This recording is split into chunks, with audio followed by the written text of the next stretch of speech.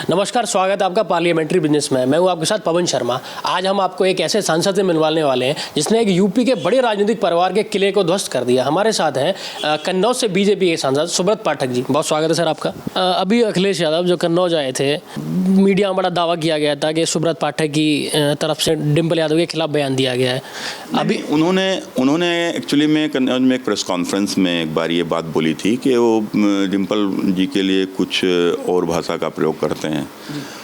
कुछ और भाषा का मतलब यही होता है कि अभद्र भाषा का प्रयोग करते हैं। तो मैंने उसमें यही बात बोली थी और आज भी मैं ऑन रिकॉर्ड इस बात को बोल रहा हूँ कि अगर हमने कभी भी, भाई एक डिम्पल जी की तो बात ही छोड़ दीजिए, वो तो हम लोगों के लिए आदरणीय है, हमसे बड़ी हैं और भाभी दाखिल हैं, क्योंकि अखिलेश भैया हैं तो भाभी के नाते भाभी हुई। तो कुल मिलाकर हम लोगों ने तो किसी गैर महिला को भी और कभी भी गलत तरीके से नहीं देखा, क्योंकि हम लोग संस्कारी परिवार और संस्कारी पार्टी से आते हैं, सोच भी नहीं सकते हम लोग, तो कहना तो बहुत दूर की बात है। हाँ, यदि उनको लगता है कि हमने कोई इस तरीके से अपमानित भाषा का प्रयोग किया है, हमने अभद्र भाषा का प्रयोग किया है, तो उनको उसका कोई रिकॉर्ड होना चाहिए। उसको रिकॉर्ड है अगर, तो उसको उजागर करना चाहिए, और उसको अगर वो उजागर करते हैं तो मैं आपको भरोसा दिलाता हूँ कि मैं राजनीति से संन्यास ले लूँगा।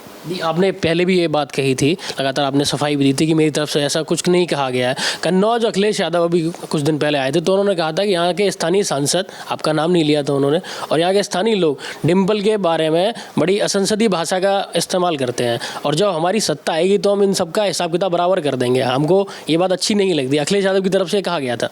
देखो, सत्ता जब उनकी सत्ता थी तो 4.5 महीना जेल रखा, उसके बाद सत्ता में आ जाएंगे तो पूरे 5 साल जेल में रख लेना, और इससे ज़्यादा क्या कर सकते हो। देखो, जीवन तो ऊपर वाले का दिया हुआ है, उसके अलावा कोई माइकल लाल की ताकत नहीं है जो उसको ले ले, ठीक है। इससे सत्ता का दुरुपयोग करके भाई ठीक है, तुम हमको ज़्यादा से ज़्यादा 5 साल जेल रख सकते हो, रख लेना 5 साल जेल, लेकिन कोई हम अपराधी न तो हम लोग हैं और ना अपराध हम लोग करने वाले हैं। दूसरी बात, ना अन्याय करते हैं और ना अन्याय सहते हैं, बल्कि अन्याय का डटकर विरोध करते हैं। तो उससे हमको न कोई रोक सकता है और ना हम उससे किसी से रुकने वाले हैं। अखिलेश यादव को सांसद भी रहे कन्नौज से, यादव परिवार का गढ़ रहा है, आपने गढ़ को ध्वस्त करिया। अखिलेश यादव की तरफ से तमाम दावे किए गए कि हमने कन्नौज के अंदर बहुत विकास कार्य करवाए।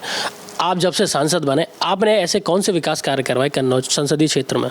देखो, अखिलेश जी का एक ये दावा बिल्कुल ठीक है, अखिलेश जी ने कन्नौज में बहुत विकास कराया है, लेकिन वो विकास किसका कराया, पूरा कन्नौज देख रहा है, वो अखिलेश जी के चंद लोगों का विकास हुआ है।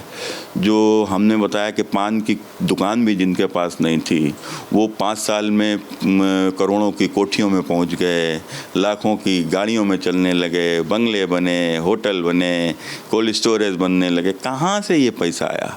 ये पैसा कहाँ से आया? भाई कोई बिज़नेस होता तो बात समझ में आती, बिज़नेस किसी के पास कोई नहीं, तो पैसा कहाँ से आया? तो यही सब विकास अखिलेश जी के 5 साल में हुआ है, ये पूरा कन्नौज की जनता देख रही है। और रही बात हम लोगों के समय की बात, तो आज हमारे लोगों के समय पर अब हम बात कर सकते हैं कि कन्नौज में कितने शौचालय बने, हम बात कर सकते हैं कन्नौज में कितने गरीबों के मकान बने, हम बात कर सकते हैं कि भी लॉकडाउन में भी बैठकर हम लोगों ने घर घर तक राशन पहुंचाया। जो राशन कभी कन्नौज में राशन की दुकानों पर साल में समाजवादी पार्टी की सरकार में केवल 3 बार बंटता था, 12 बार बंट रहा है। एक एक बार घर घर ढूंढ कर दिया जा रहा है। राशन माफिया खत्म हो गए, बेईमानी खत्म हो गई। जो धान केंद्रों पर जो खरीद होती थी, वो खरीद में समाजवादी पार्टी के समय पर क्या स्थिति थी? वो स्थिति ये थी कि केवल समाजवादी पार्टी के जो राइस मिलर हैं, आज ओपन है कन्नौज की, आम लोग भी उनको जानते हैं, वो किस प्रकार से साठगांठ करके किसान का गेहूँ वो धान खरीदा नहीं जाता था। यही लोग किसान का धान अपने यहाँ 1200 में खरीदते थे और मिलजुल कर किस प्रकार से उसका पैसा हड़प होता था कि किसने नहीं देखा ये सब। आज किसान का धान की सीधे खरीद हो रही है। किसी की हैसियत नहीं कि किसान के साथ में बदमाशी कर दे। एक बार भी अगर शिकायत आती है उसके ऊपर कार्रवाई होती है। हम सारे लोग भारतीय जनता पार्टी के कार्यकर्ता इसकी कुछ निगरानी हम लोग करते हैं। तो ये सब विकास है कि आज आम जन के पास में शासन की योजनाओं का लाभ पहुंच रहा है। और इसके अतिरिक्त भी हमारी सरकारों के माध्यम से जहाँ जहाँ आवश्यकता है, अभी हम लोगों ने कुसुमखोर की रोड बनवाई, अभी झींझक में हम लोग कुसुमखोर से जसोदा जो हरदोई हरदोई से जोड़ने वाली एक बड़ी रोड अभी निर्माण हमारी सरकार में हुआ है। ये आपके जो चाहे ये दोनों हाईवे हों, एक अपना छिबरा मऊ से अहिरवा कटरा, एक अपना जो तिरवा होते हुए ये क्या नाम बिधुना वाला, तो ये सहार होते हुए आगे तक गया है। तो ये सारे पूरा ये हमारे लोगों के ही शासन में इसका पैसा पास हुआ है, तो और इसको हम लोगों ने ही इसको करवाया है। तो ऐसे बहुत सारे काम पूरे ज़िले में विकास के जो भी आवश्यक काम हैं वो हो रहे हैं और उनके ऊपर तेज़ी से उस पर बाकी हम लोग अपना बहुत सी चीज़ों पर भी हम लोग भी अपने लगे हुए हैं कि कुछ कन्नौज में विकास को लेकर जैसे हम लोग चाहते हैं कि वहाँ के ऊपर एक अरोमा यूनिवर्सिटी का निर्माण सरकार कराए। तो उस अरोमा यूनिवर्सिटी से चूँकि कन्नौज खुशबू से जुड़ा हुआ जनपद भी रहा है, तो इस नाते यहाँ एक अगर अरोमा यूनिवर्सिटी आएगी तो इस पर शोध होगा, किसान का भी इस पर लाभ होगा और किसान के साथ साथ यहाँ के युवाओं को उसके थ्रू रोज़गार मिलेगा। बहुत एक तरक्की का केंद्र आसपास के कई ज़िलों के लिए अरोमा यूनिवर्सिटी बन सकती है, तो हम लोग उसके प्रयास में भी लगे हुए हैं। सर मेरा आखिरी सवाल है, राजनीति में आने का कैसे सोचा आपने और राजनीति में किस प्रकार आपने प्रवेश किया? नहीं, अब देखिए राजनीति तो हम लोग चूँकि छात्र राजनीति में थे, तो छात्र राजनीति में अपना विद्यार्थी परिषद के थ्रू हम लोग क्या नाम कॉलेज में काम करते रहे। कॉलेज में फिर चुनाव भी लड़े और फिर उस चुनाव लड़ने के बाद में हम लोग धीरे धीरे फिर युवा मोर्चा में काम करने लगे। फिर युवा मोर्चा में काम करने के बाद में युवा मोर्चा के अध्यक्ष भी रहे। फिर उसके बाद में हम लोग चूँकि व्यापारी परिवार से थे, तो अपना व्यापार के नाते फिर एक 5-6 साल गुमनामी में चले गए। लेकिन फिर उसके बाद परिस्थितियाँ ले आई हैं। वो परिस्थितियाँ भी आई तो उसका सबसे बड़ा कारण कहीं ना कहीं अन्याय अत्याचार था।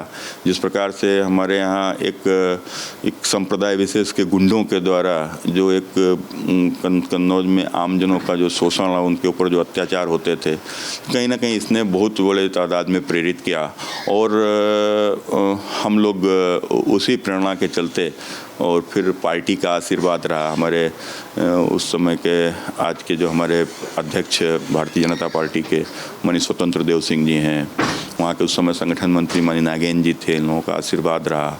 हमारे अपने सब माननीय अपने आज के डेट में तो आते आते हम लोग जब बंसल जी 2014 के बाद आए तो उस समय के ऊपर भी एक बड़ी स्थितियां विकट कर दी गई थी, लेकिन उन्होंने पहचाना, उन्होंने भी जिस प्रकार से आशीर्वाद दिया, माननीय राष्ट्रीय अध्यक्ष अमित शाह जी का भी जिस प्रकार से, तो जिसके कारण से और इन सब का आशीर्वाद और इनके विश्वास के कारण से आज कन्नौज का सांसद बना।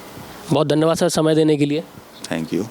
तो ये थे हमारे साथ बीजेपी के फायरब्रांड नेता और कन्नौज से सांसद सुब्रत पाठक जी। कैमरामैन गौरव गुप्ता के साथ पवन शर्मा, पार्लियामेंट्री बिजनेस।